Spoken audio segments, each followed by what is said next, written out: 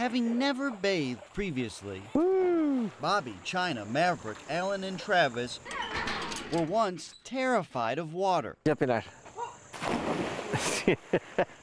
They've since made quite a splash. Before Brenda and Junior Jordan took in the children in April 2010, the kids didn't have much of a childhood.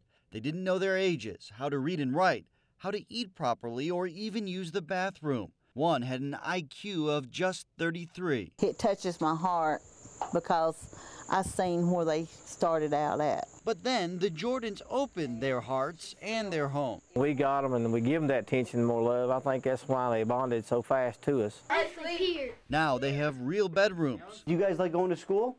They're in school. How old are you? 12. You're 12. And learning more and more every day. At least they're going to know more than what they knew when they first came. What's your favorite part about Mom and Dad? Take us out to eat. They now also know what it's like to eat at a restaurant, go shopping, meet Santa Claus, and even go on vacation. It's just like somebody had gave them a $100 bill. Their faces just lit up, and I mean, it was just a joy to see. The Jordans say the children have probably learned more and had more fun in the last 2 years than their entire lives, which can't help but make the Jordans sad for the biological parents. I just know they missed out on a lot. I know it has to hurt just seeing them grow. I mean, what they can turn into. When the Jordans look at these kids, they see bright futures. I think Travis over there, he wants to be a police officer like my son. Da, da, da, da, da, da. Spend just a few minutes with them, They treat you good? Yeah. and you can tell they're happy here. We like the new house better. That's the biggest thing, to see the smile on their face. Just overwhelms you. The Jordans are loving parents who took in the kids for a simple reason. I was raised up in a home that, you know, you help each other when you need it. That unconditional love has changed these children. The kids may not realize it, but they've returned the favor. So they made you a better person? Yeah, it made me a better person. Yep. And I show my love, and then they show their love back. That gesture was most evident last week. Now our family's complete. Dressed in their Sunday best, the Jordans legally adopted the children. It is official. Yay! They all walked out of the county courthouse smiling. It feels great. It sure does. The 5 kids who couldn't even spell their names at one point A-L-L-E-N. now have to learn how to spell their new last names. Instead of Simons or Jordans. But if that's Bobby, China, Maverick, Alan, and Travis's biggest worry, their story has a happy ending. I'm just glad that everything's over and it's behind us and we can get on with our lives. This is the front porch. Doug Wilson's foundation is all that's left of his home. Yeah, that thing sticking out down there, that's the back porch. The 3-bedroom house is now half a football field away. It must have rained about 6 inches ago, and the house started floating. Floodwaters washed Wilson's home away. At the time, he sat in his living room, but it felt like he was on a boat. Go down with the ship. They say, I didn't want to ride that sucker. I hope you got boots on, because you're going to wish you had. Just a few doors down, My trailer's in the next door neighbor's yard. Trailer you pull behind the truck, it's sitting over there. rushing waters sent Jimmy Burris's belongings down the road and damaged his home, My sister's cat's still in here. I got to feed it before I leave. inside and out. I ain't rebuilding. I'm getting heck away from here. Amazingly, no Dry Creek homeowners reported any injuries, but there were casualties. We got to bury the dead ones and take care of the live ones. Bill Chapman owns WW Miniature Horse Farm. He watched as neighbors carried away a third of his animals. We had 36 yesterday. We lost about 12. They drowned in the floodwaters. It's killing me. Yeah, it's killing us all. Could be worse. Doug Wilson can only sit on his property in disbelief. Thankful the floods didn't kill him. Thank God it didn't get no worse than what it had. Yeah, my dad had so much faith in Dr. Kincaid. He did. These sisters left federal court with a hollow victory. Although cameras are not allowed inside the courtroom, they made sure they were there. You weren't going to miss it. No. They watched the doctor who treated their now-deceased father admit to buying misbranded cancer drugs with the intent to mislead patients. Very, very heartbroken. Knowing that it was true and it did happen. Dr. William Kincaid left federal court with his attorneys by his side. Prosecutors say the McLeod Cancer and Blood Center founder put patients at risk by buying unapproved drugs and secretly passing them on to some patients. Dr. Kincaid, I know you told us earlier you were advised not to comment at this point. Can't talk yet. Yeah, but we're going to get yet being the key word. At this point, Kincaid refuses to give an explanation for his actions. But his attorneys promise in the coming weeks they'll file paperwork that will enlighten us all. And then we'll begin to tell the whole story.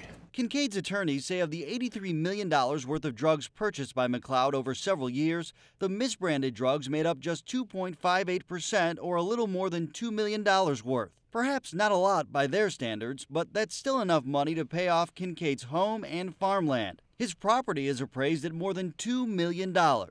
Prosecutors say this case all comes down to money. Basically, what a physician is doing by buying drugs from unapproved sources at prices lower than the average sale price is to maximize profit.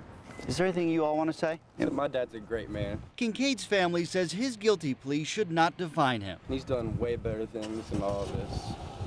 That's all we'd like to say. This family isn't convinced. Has your opinion of Dr. Kincaid changed? We don't want to say anything else.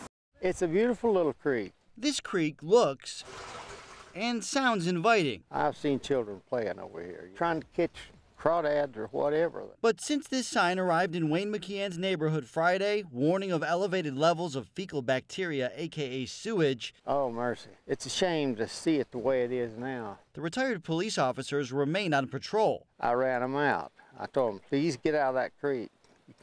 You can't play in that water. It's contaminated. Or is it? This Tennessee Department of Environment and Conservation sign and another one just down the road were up Monday morning, but by lunchtime they were gone. A TDEC worker took them down. It turns out the water is contaminated, but not where TDEC originally said it was. Instead, more than 2 miles downstream. TDEC says it has addressed the issue with its employees. We apologize for that. We didn't mean to frighten the public or give them false information. It was just a simple mistake by one of our staff members. As soon as we were made aware, they immediately went out and took down the signs that were in the incorrect places. Did we make you aware of it? Yes. As for McKeon, TDEC put the signs in the wrong spot. I think someone goofed somewhere. Up the creek never sounded so good. But I'm still not sure about this water being clean. I feel a little better now, yes. Much. He was goofy. He's just a goofy guy, and he was really likable. Ashley Edens thought she and her husband would get to celebrate their 3rd wedding anniversary. After all, it was a 9-month deployment, and he had been deployed 6, so we only had 3 left to go. Specialist Jason Edens was set to return home from Afghanistan in no time. His wife never expected him to come home like this. His platoon, there was like maybe 15 of them. Every single one of them wrote me a letter listing their favorite things about him and what a good soldier he was, and I had this whole future planned out. And then to not have that future anymore, I was lost. Amazingly, just 7 months later, I always try to find the positives in things, and so it gets on my coworkers' nerves. She's since moved back to the city where she and Jason fell in love and recently made a big life decision. Does it scare me? No, I'm more excited. Something she thinks would make her husband proud. Before I met Jason, I thought about it, and then after he passed is when I really started considering it. In the last month is when I started to act. This week, the bubbly 23-year-old started a new career. I smiled the whole way through. Everyone was serious, and I was just like this, like, I do honorably swear. A job that links her past to her future. I'm joining because I have pride for this country. Thursday, she enlisted in the Army. I'm so glad to have the Army to give me that future again. A way to honor her fallen soldier. Now Jason is sort of my brother in arms as well as my husband. It's also a way for the future medic to give back. When Jason was in the Army, you're kind of like, the Army, you know? But when you're on the other end and you have a tragedy and you're dealing with unrealistic circumstances, the Army is there 100%. Edens has experienced the best and worst the military can offer. Eventually, those worlds may collide again. What I would really like to do after I get some rank and learn the ropes is I would really like to help families of fallen soldiers. Families like her own, soldiers like Jason. She now follows in his footsteps. I do it because I feel like it's what I need to do. They're big shoes to fill, but it sure sounds like she's on the right path. Nate Morabito, News Channel 11, in your corner.